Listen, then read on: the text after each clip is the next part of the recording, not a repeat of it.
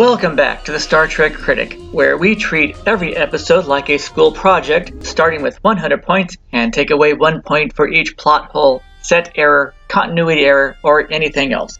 Today's episode is And the Children Shall Lead, and already loses a point for a Stardate mismatch, since this episode happens only minutes after the Enterprise incident ends. Another point is lost for the captain and first officer beaming down together like they're not supposed to, and another point lost for not beaming down with security guards.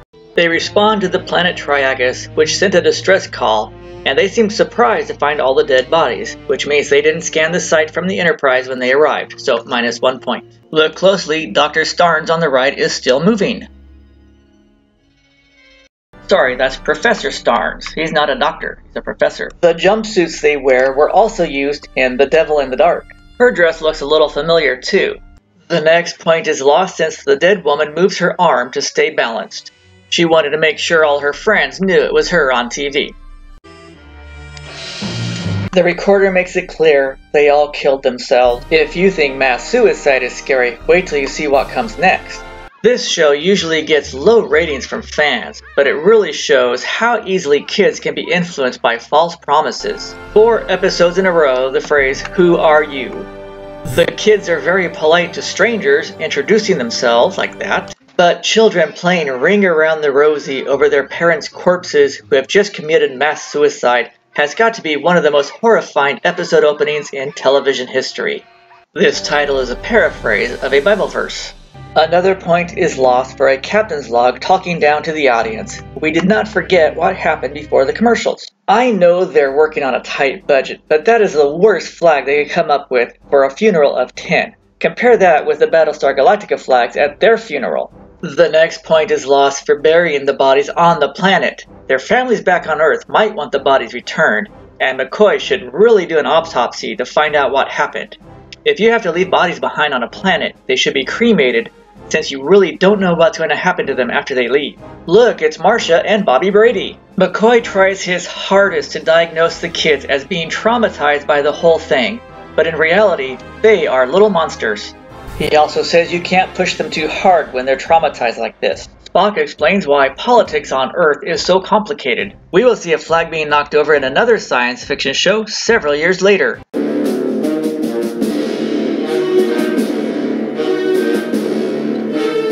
Dr. McCoy goes up with the kids. To save money as special effects, you only hear the transporter this time. Spock is convinced an outside source caused this, and he's much closer to an answer than he thinks. The next point is lost, since this is the same cave set used in the episode Spock's Brain. Leonard Nimoy is thinking, do I really have to go in there again? Either Kirk is claustrophobic, or an alien presence is causing him to overact. The tricorder is picking up something, but Spock doesn't feel anything, just like the last time he was in the cave without a brain. Looks like a claustrophobic reaction to me. It's all cleared up by performing the Picard maneuver. It looks like Dr. McCoy pawned off kid watching to Nurse Chapel. Kids have horrible looking clothes in the future. Stevie is a little racist. He doesn't like the color of his ice cream. And what the heck is chocolate wobble? She's been very patient, but secretly Nurse Chapel wants to throw them out the airlock. The turbo lift has only one set of doors, so minus 1 point. McCoy wants the kids to be taken to a starbase hospital. Kirk wants to stay here and find out what happened. Kirk goes against McCoy's advice about talking to the kids about Triagus. And then look what happens. Nurse Chapel's like, oh great, I just had them settled. Thanks a lot, Captain Kirk. Look closely, Stevie slips and falls. And of course the girl is the meanest, because girls get away with everything. Tommy asks if he can get a better shirt. Kirk says no. Kids in this century have to wear horrible clothes, and it will just get worse in the future. This is Nurse Chapel's way of saying, you all need a good whipping. Kirk says, Tommy, please have a seat. I want to ask you something.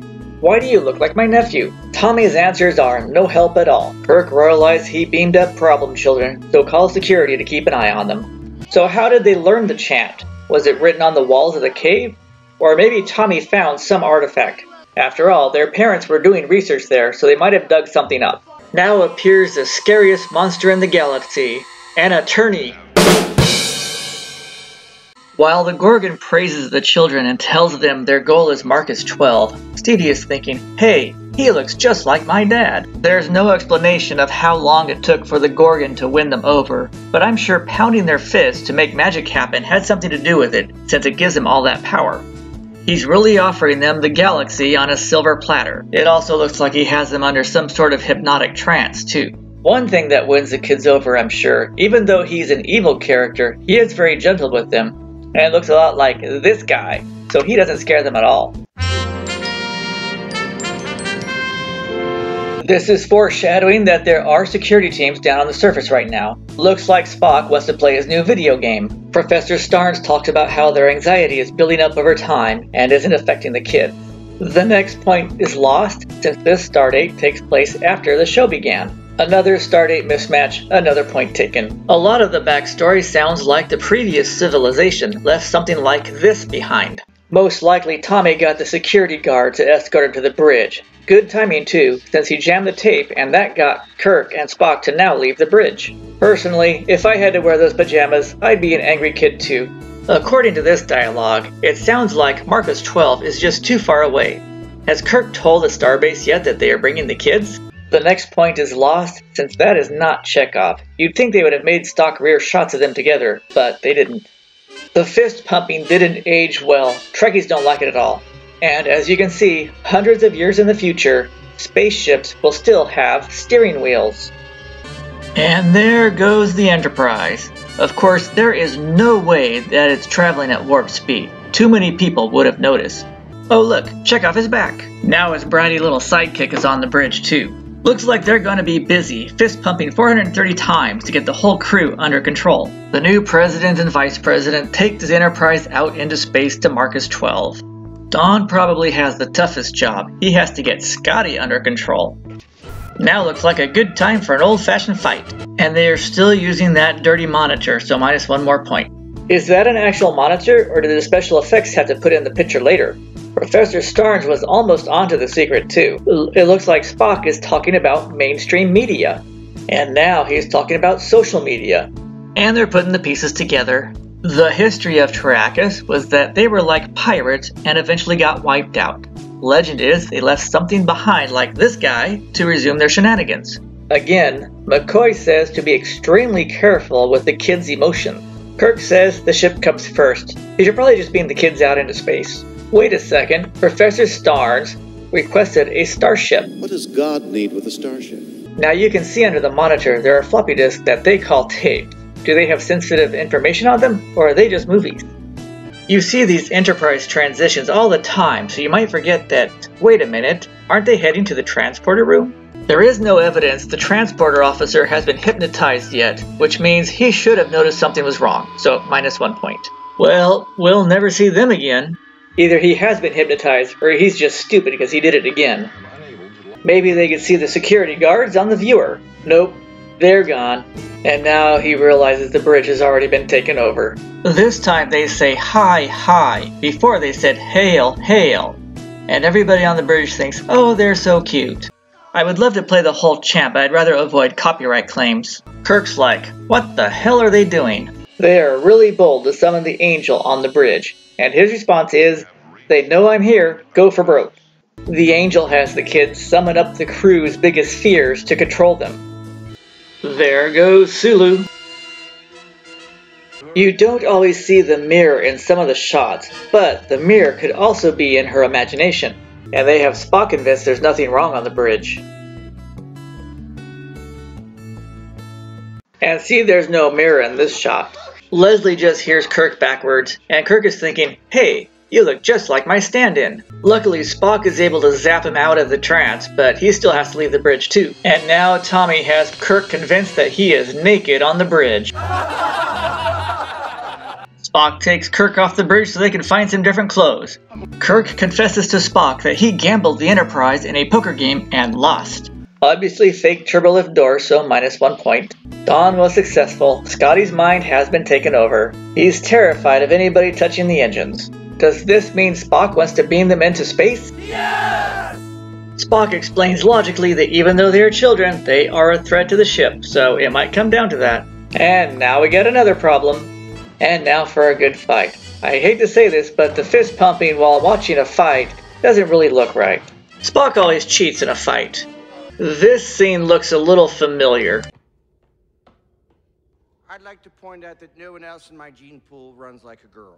Kirk recovers from the fight by again performing the Picard maneuver. This guy recovered from the Vulcan nerve pinch too quick, so -1 point. How did Tommy get back to the bridge so fast? They aren't really clear on how much time has passed.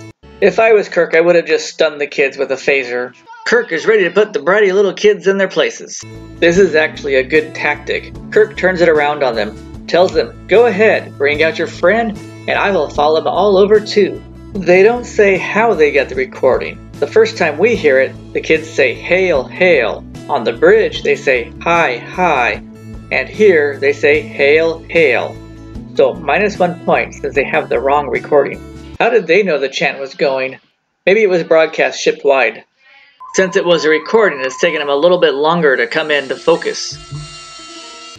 Who has summoned me? Now the kids are thrown off their game because Kirk contacted them. He accuses them of being full of goodness. Yeah, Kirk knows exactly how to fight this horrible creature. Kirk fights the creature by showing home movies. This woman's dress was used in The Conscience of the King in the first season, so -1 point for reusing too many costumes in this episode. Tommy's like, why can't I have a reused costume instead of this nasty thing? And why are the women wearing such nice clothes while they're playing ball on a dirty old planet? That's like Stepford Wives thinking.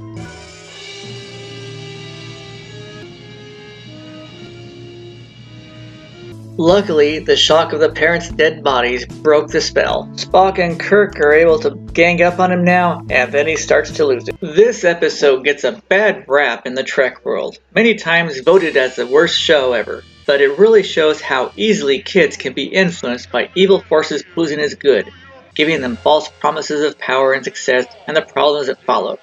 So it is a successful show at that. I think I will have to take a point here. Sulu's coming out of his trance looked a little bland. Uhura's is much better. So, the secret to defeating the Gorgon is to make little kids cry. Yes! And Dr. McCoy thinks crying is the best medicine. Dr. McCoy takes them to sickbay because they are now traumatized for life.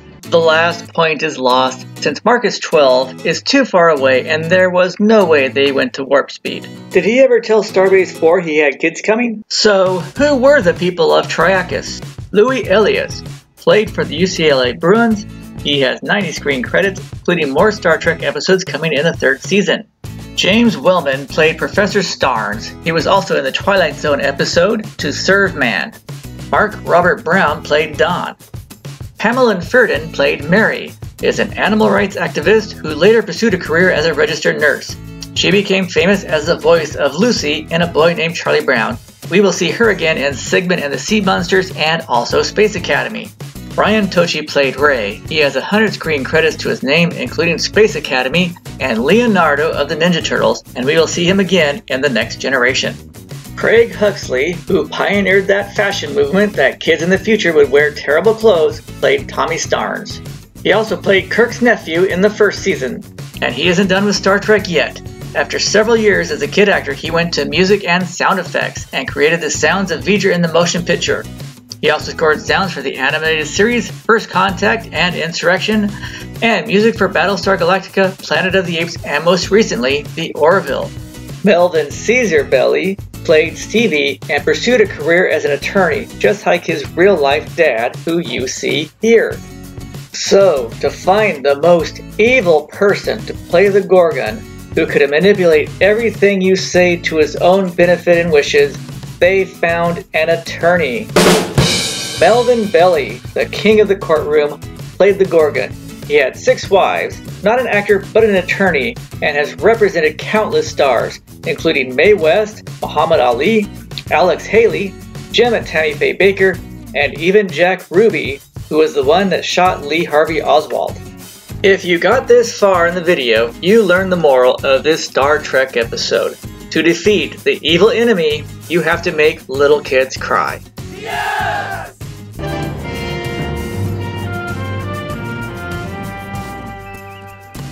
And The Children Shall Lead gets a whopping score of 80%. That's all for now. Thanks for viewing. Be sure to check out my other videos and playlists. Click that like button, that share button, and that subscribe button, and I will see you again soon.